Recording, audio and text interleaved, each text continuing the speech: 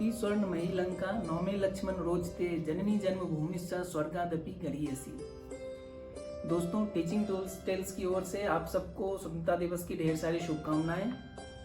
रामायण में एक प्रसंग है जिसमें श्री राम ने लक्ष्मण से कहा है कि माता और जन्मभूमि से बढ़कर स्वर्ग भी नहीं है। तो आज हम उसी जन्मभूमि के स्वतंत्रता का उत्सव मना रहे हैं, तो इससे ज्यादा हर्ष की बात और क्या हो सकती है। दोस्तों, स्वतंत्रता केवल एक शब्द ही नहीं है, यह एक भाव है, एक एहसास है जो संतुष्टि और पूर्णता की भावना से ओतप्रोत है।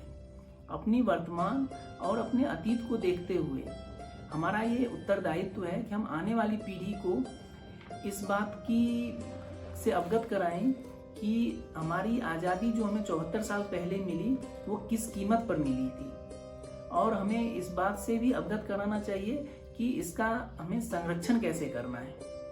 आज मैं तमाम उन वीर आत्माओं को अपनी श्रद्धांजलि अर्पित करता हूँ जिन्होंने अपना सर्वस्व न्यौछावर करके हमें ये आज़ादी दिलाई है।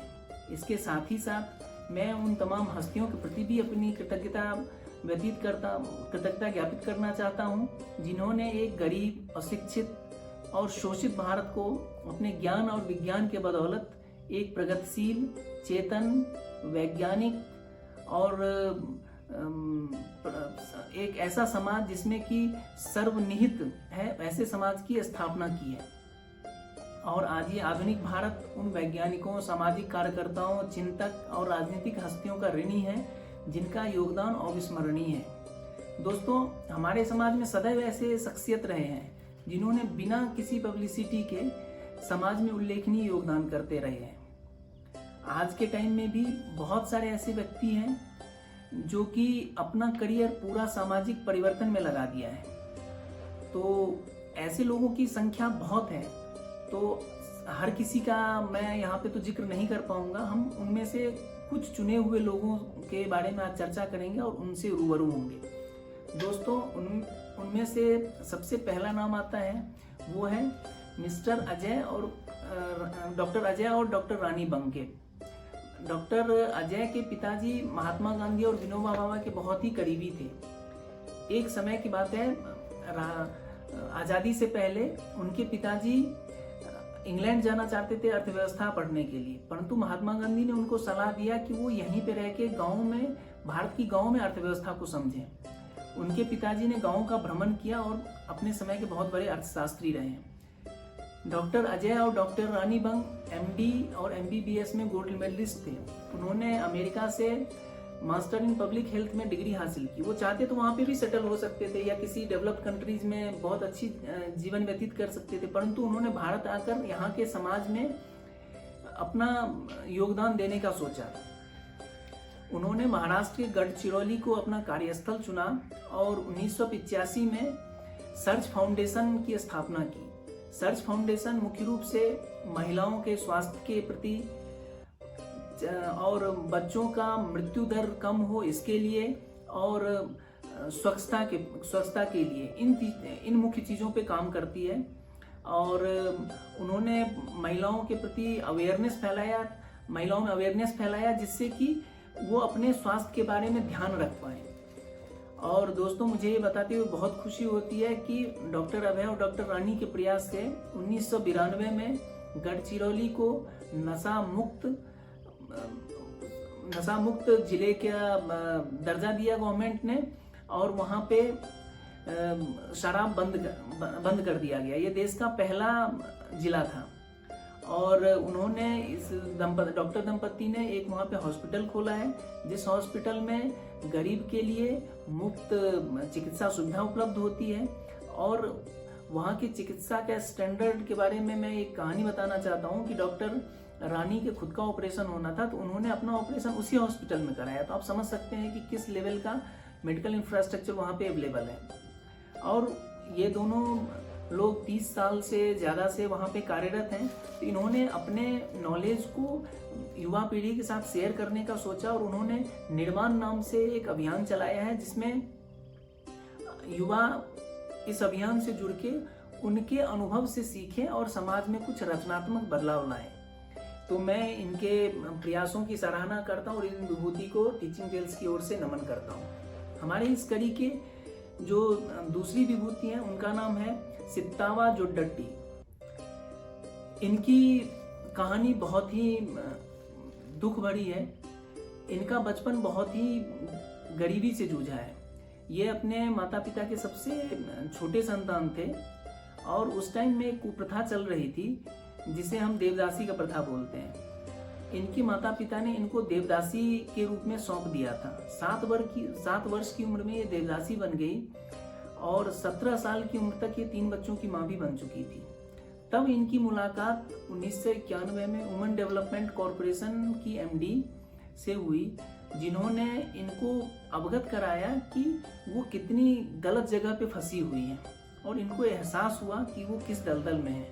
तब इन्होंने इस दलदल से खुद को और अपने साथ जुड़ी हुई सारी महिलाओं को निकालने को ही अपना जीवन का उद्देश्य बना लिया और इन्होंने मास नामक एक संस्था से जुड़ गई जो कि देवदासी प्रथा को खत्म करने के लिए और उनके पुनरुत्थान के लिए, उन महिलाओं के पुनरुत्थान के लिए काम करती थी।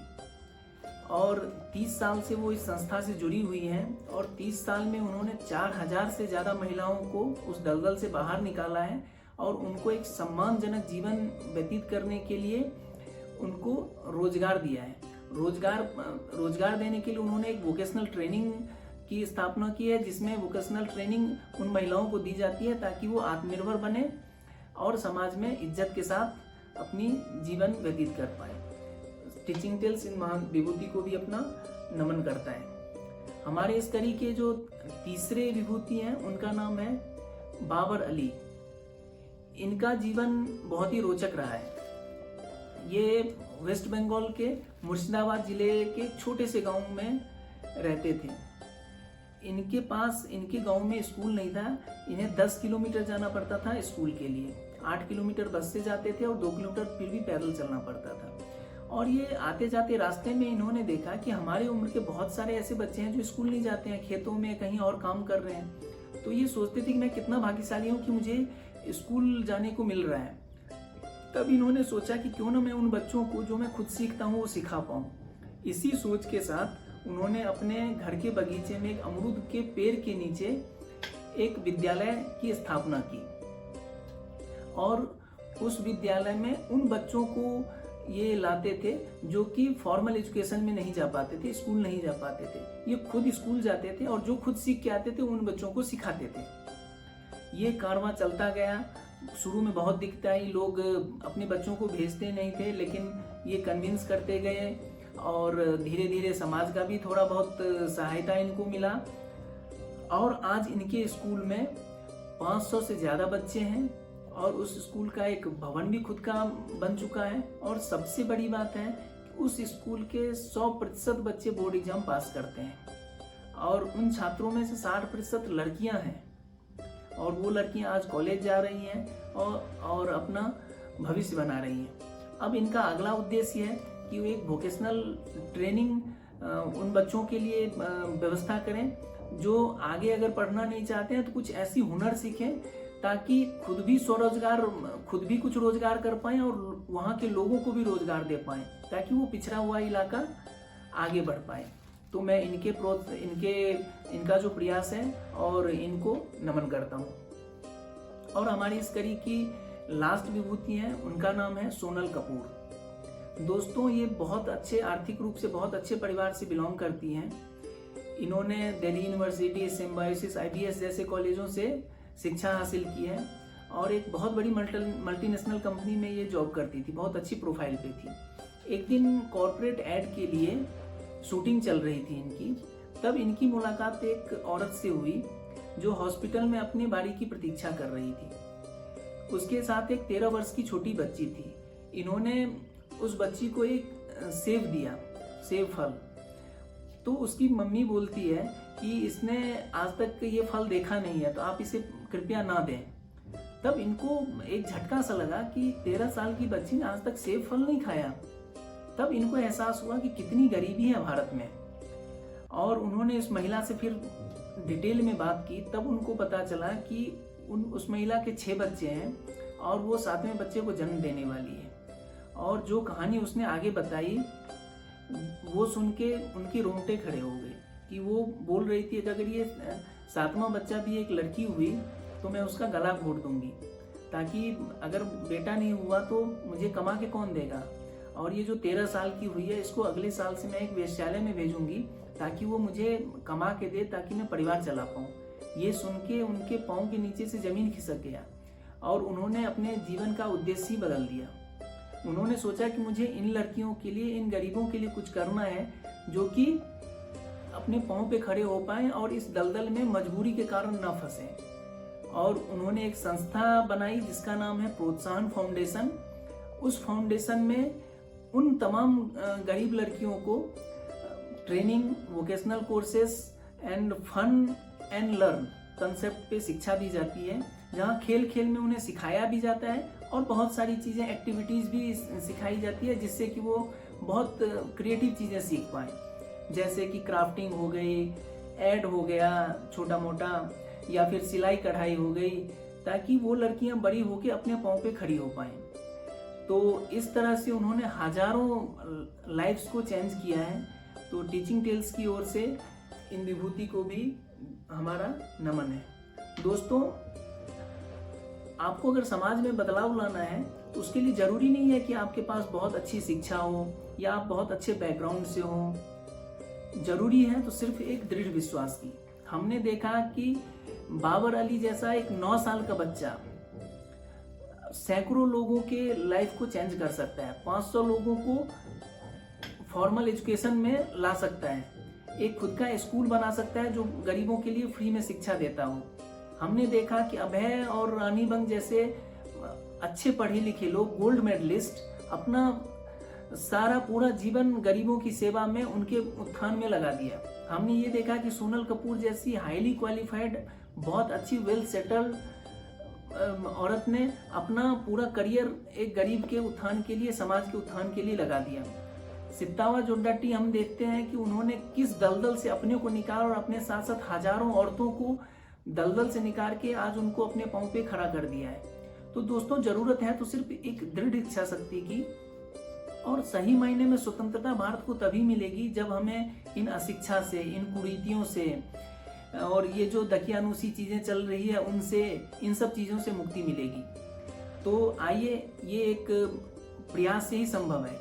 हम सरकार पे डिपेंड नहीं हो सकते हर चीज के लिए, हमें इसके लिए सामाजिक बदलाव लाने की जरूरत है, और सामाजिक बदलाव हर व्यक्ति के सहयोग से ही संभव है। तो इस समाज निर्माण में हम भी अपना योगदान दें। जहाँ पे भी हैं आप, जैसे भी हैं, छोटा सा प्रयास करें। आपके आसपास के जो लोग हैं उनके लाइफ में आप क्या बदलाव ला सकते हैं ये देखें, और कुछ न कुछ समाज के योगदान के लिए जरूर करें, क्योंकि इसी समाज से हमने सब कुछ लिया है, तो इसको रिपे करना हमारा एक कर्तव्य भी बनता है। तो आज इसी के साथ हम ये संकल्प लेते हैं कि हम समाज में और अपने आसपास जरूर कुछ बदलाव लाएंगे, और अगले स्वतंत्रता दिवस को हम कुछ नया करेंगे और इस देश को महान बनाएंगे फिर से। तो फिर से स्वतंत्रता दिवस की ढेर सारी शुभकामनाएं आप सबको। जय हिंद, जय भारत।